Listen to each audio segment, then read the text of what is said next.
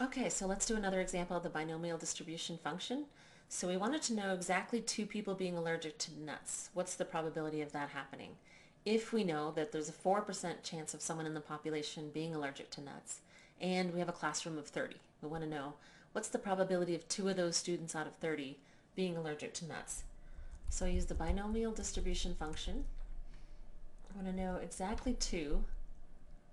So number S is basically what X value am I interested in? I'm interested in 2 being allergic, exactly 2. Number of trials is the classroom of 30 students. The probability of success I know is 4%. And cumulative is basically, if I say true, it's going to give me the cumulative.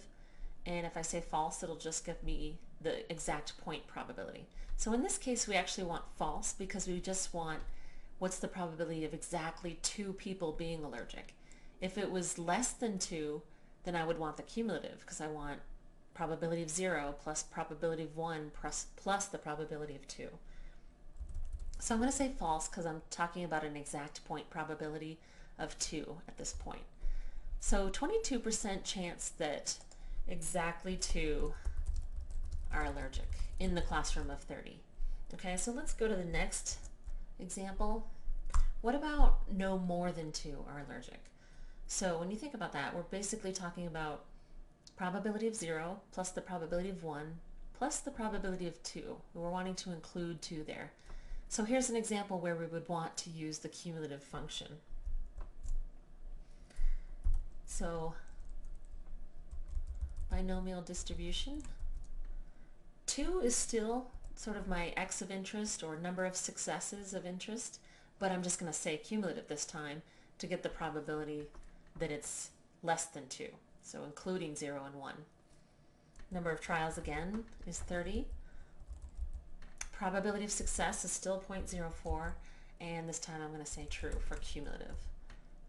Okay, so I would expect it to be a bigger probability, okay, because I'm going to include, oops, sorry, that should have been a class of 30. Okay, so 88% is 2 or less, basically, 2 or fewer. And then the last one is no more than 2. So here's where the complement rule comes into play.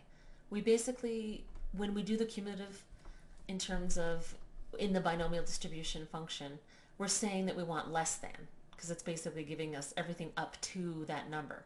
Like when I did 2 and said yes for cumulative, it's giving me 0, 1, and 2, all those probabilities added together. So if I want a more than or a greater than problem, I'm going to have to do the 1 minus, because the binomial function, when I say yes to cumulative, gives me the less than. So more than 2, I'm going to do equals 1 minus binomial distribution function.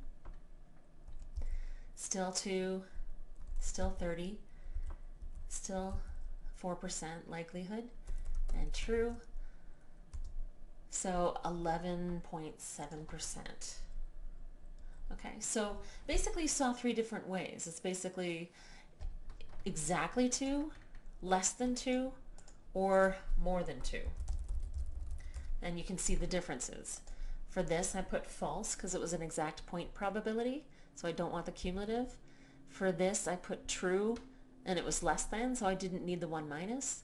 And for this one it was 1 minus because I had a greater than problem.